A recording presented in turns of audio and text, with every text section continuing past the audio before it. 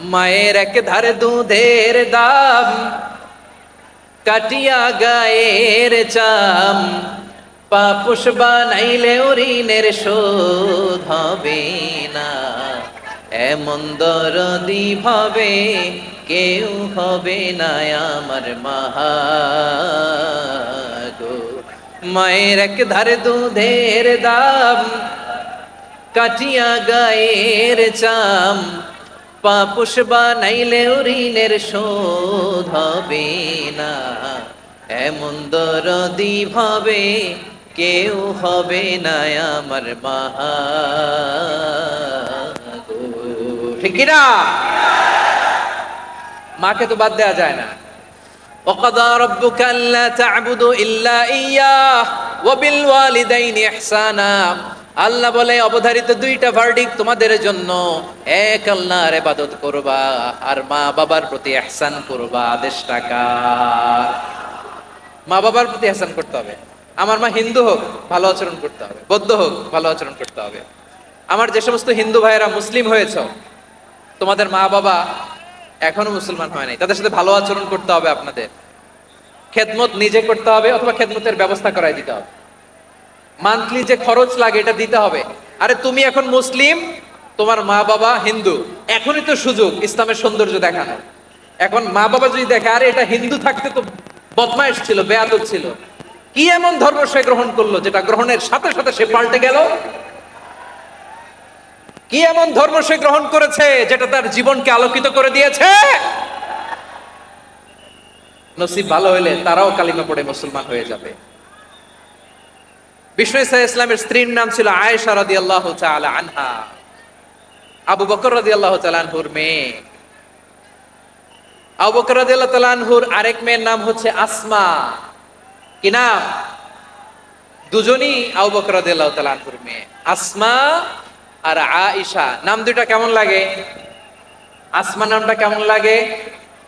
আয়েশা নামটা কেমন লাগে? সবার ভালো লাগে নাই? নাম দুটো আপনাদের ভালো লাগে? লালমনিরহাটে অনাগত যদি কন্যা সন্তান হয়, যদি মনে চায় আসমা রেখে দিতে পারবেন, যদি মনে চায় আয়েশা রেখে দিয়েন।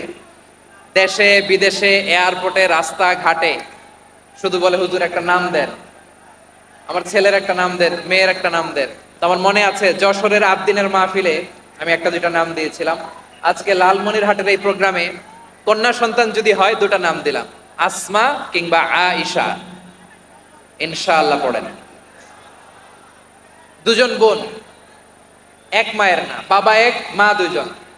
আয়েশা রাদিয়াল্লাহু তাআলা আনহার মায়ের নাম উম্মে রুমান, আর আসমা রাদিয়াল্লাহু তাআলা আনহার মায়ের নাম কুতাইলা বিনতে আব্দুল উজ্জা। আবু বকর রাদিয়াল্লাহু তাআলা আনহু 4টা বিয়ে করেছিলেন। তো একই ঘটনা ঘটেছে এই ফ্যামিলিতে। আসমা ইসলাম ধর্ম গ্রহণ করে মুসলিমা, কিন্তু তার মা কুতাইলা মুশরিকা।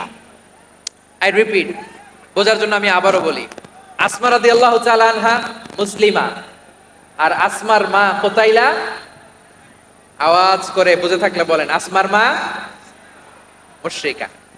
তার মানে মেয়ে মুসলিম, মা অমুসলিম। ভেজাল আছে না নাই? কিন্তু কুতাইলা আর ধৈর্য ধারণ করতে পারে না। নার ছেড়া ধন, কলিজার টুকরা ধন, কলিজার টুকরা সন্তান। আসমারে দেখতে বড্ড মন চায়। সাইয়েদনা আসমা রাদিয়াল্লাহু তাআলা আনহা মক্কা থেকে হিজরত করে মদিনায় চলে গেলেন হুদাইবিয়ার পর। যখন মক্কা মদিনার ট্রাফিক স্বাভাবিক হলো, মক্কার লোক মদিনায় যায়, মদিনার লোক মক্কায় আসে। কুতাইলা কলিজার টুকরা সন্তান আসমারে দেখার জন্য কিছু উপহার নিয়ে বিশাল মরুপথ পাড়ি দিয়ে মক্কা থেকে মদিনায় যায়। সুবহানাল্লাহ বলেন। এখন মা আসছে মেয়ের সাথে দেখা করতে, মেয়ে তো আর দেখা দেয় না। মেয়ে ভাবছে আমার মা তো মুশরিকা, অপবিত্রা, তার সাথে কি দেখা দেয়া যাবে?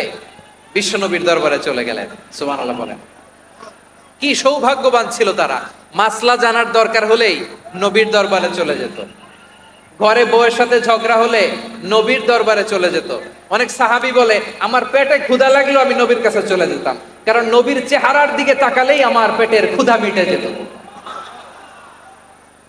সাইয়েদনা আসমা রাদিয়াল্লাহু তাআলা আনহা বিশ্বনবীর কাছে চলে গেলেন।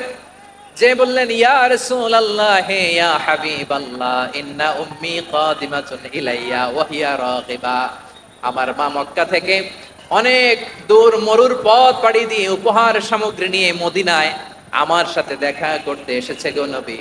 আমার জানতে বড্ড ইচ্ছে হয় আমি আমার মুশরিকা মায়ের সাথে একটু দেখা করতে পারবো কিনা।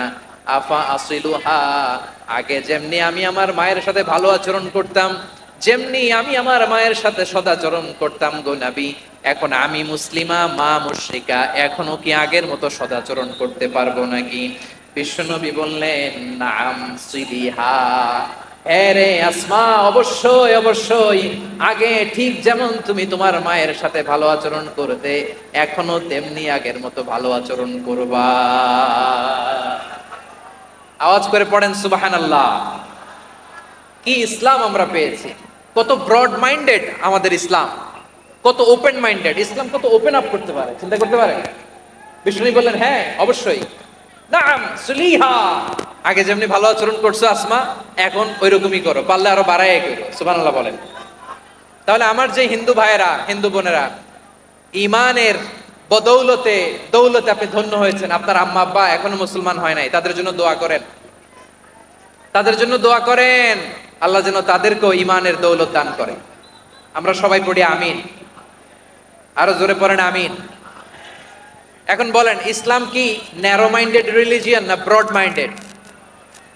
লালমনিরহাটের যুবক ভাইরা আওয়াজ করো, ইসলাম কি ন্যারো মাইন্ডেড না ব্রড মাইন্ডেড? কতটা ব্রড মাইন্ডেড দেখেন। বিশ্বনবী সাল্লাল্লাহু আলাইহি সাল্লাম অমুসলিমরা যদি নবীকে উপহার দিত ওই উপহারও বিশ্বনবী গ্রহণ করতেন। সুবহানাল্লাহ পড়েন। আপনার অমুসলিম বন্ধু যদি উপহার দেয়, আল্লাহ জাহান্নামে চলে যাচ্ছিল প্রায় এমন একটা লোককে মুহূর্তের মধ্যে কালেমায়ে শাহাদাতের বদৌলতে জান্নাতি বানায় দিলেন। আওয়াজ করে পড়েন সুবহানাল্লাহ। এই হাদিস থেকে আমরা কি শিখলাম? What is the moral of the story? এক নম্বর স্টোরি হলো, প্রতিবেশী ইহুদি হোক হিন্দু হোক, যাবেন, সুসম্পর্ক রাখবেন, উপহার দিবেন, বিপদে পাশে দাঁড়াবেন, তাইলেই তো আপনাদের প্রতি মুসলমানদের প্রতি তারা আকৃষ্ট হবে, ঠিক কিনা বলেন? আপনি যদি হিন্দুদের সাথে বৌদ্ধদের সাথে নাই মিশেন, নাস্তিকের কাছে নাই যান, তো ইসলামের সৌন্দর্যটা ওরা বুঝবে কেমনে? আমার অনেক হিন্দু পরিচিত ভাই আছে, ওরা আমাদের ইফতারির প্রোগ্রামে এসে একসাথে ইফতারি করে। অনেক মদখোর আমার সাথে বসে একসাথে ডিনার করে, হাফ প্যান্ট পরা, গলায় স্বর্ণের চেইন, হাতে স্বর্ণের ব্রেসলেট, আইসা আমার সাথে ডিনার করছে, আছে এরকম। গাঁজাখোর, আমি বলে আসো, welcome welcome to my dinner, আসো বসো, বসলেই তো আমি ওর ডিএনএ, চিন্তার ডিএনএ চেঞ্জ করে দেওয়ার সুযোগ পাবো, চিল্লায় বলো ঠিক কিনা? আসতে হবে আমার কাছে। Our door is open, the door of Islam is open 24/7। সব সময় আমাদের ইসলামের দরজা আমার অমুসলিম ভাইদের জন্য খোলা আছে না নেই? এই হাদিস থেকে দুইটা শিক্ষা। এক নম্বর শিক্ষা, প্রতিবেশী মুসলিম হোক অমুসলিম হোক, যান, অসুস্থ হইলে একটু আপেল নিয়ে যান, আঙ্গুর নিয়ে যান, কমলা নিয়ে যান, তাদের সাথে ভালো আচরণ করেন। ইসলামের বিউটি দেখে, সৌন্দর্য দেখে অবাক হবে, নসিব ভালো হলে কোনোদিন কালিমা পড়ে মুসলমান হয়ে যাবে, ঠিক কিনা বলেন? তাহলে অমুসলিমের সাথে ভালো সম্পর্ক। বিশ্বনবী ইহুদির বাড়িতে গেলেন, ইহুদির বাড়ি, আর আমার মুসলমান ভাই আমার কাফের বলে, এরকম আছে না নাই? মুসলিম মুসলিমরা দেখতে পারে না, সহ্য করতে পারে। বিশ্বনবী সাল্লাল্লাহু আলাইহি ওয়াসাল্লাম ইহুদির বাড়িতে গেলেন, এটা একটা শিক্ষা। আরেকটা শিক্ষা হলো, ভাইয়েরা ধাক্কা মেরে এসে সামনে এসে কি লাভ? প্রোগ্রাম তো শেষ হচ্ছে, এখনই শেষ হচ্ছে। তো এই যে আমাদের বকশি ভাই ওয়াদা নিল, হাত তোলালো, মিম বলে এত কথা বললো, তো আমি জেলায় জেলায় যে খালি হাত নাড়াই তোমাদের জন্য নাকি? হ্যাঁ, হাত নাড়াই শুধু, এই ধাক্কাইতে ধাক্কাইতে এদিকে এসে হাত নাড়াইতেছে, হয়েছে তো, দেখলাম তো, ঠিক আছে, মাশাআল্লাহ, অনেক সুশৃঙ্খল, অন্যান্য যে কোনো জেলার জন্য সুশৃঙ্খল। আমার দিকে তাকাও, আমার দিকে তাকাও, ঠিক আছে, এই যে দাঁড়িয়ে আছে একটা ছেলে নড়ে না, দেখছেন? মাশাআল্লাহ মাশাআল্লাহ মাশাআল্লাহ। হ্যাঁ, এইভাবেই। আর কয়েকটা মজাদার কথা আছে, শোনো।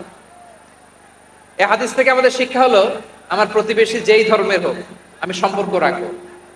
অসুস্থ হলে যাব, কি বলেন ভাইরা? যাবেন না? যাবেন না আপনারা?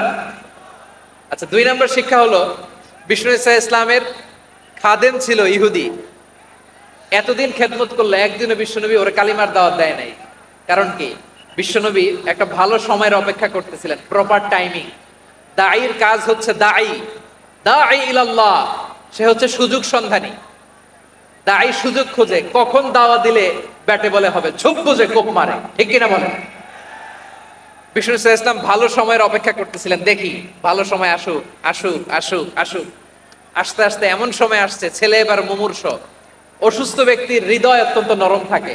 হসপিটালে যখন কেউ যায় তার হৃদয়টা বড্ড নরম থাকে, মৃত্যুর ভয়ে তার অন্তরটা নরম থাকে, ঠিক কিনা বলেন? এই প্রপার টাইমিং এর অপেক্ষা করতেছিলেন, যখনই টাইমিং পেয়েছেন দাওয়াত দিলেন, পড়ো লা ইলাহা ইল্লাল্লাহ, সুবহানাল্লাহ পড়েন সবাই।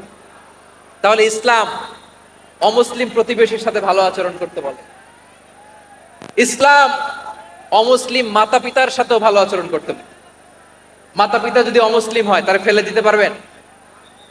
পারবেন? আমার লালমনিরহাটের ভাইয়েরা, অনেক হিন্দু ছেলে আমাদের হাতে শাহাদা পড়ে মুসলিম হয়, কিন্তু ওর মা মুসলমান হয় নাই, বাবাও হয় নাই, এরকম আছে না নাই? তো ও হয়েছে মুসলিম, মা বাপ হিন্দু, এখন মা বাপ কি বাদ?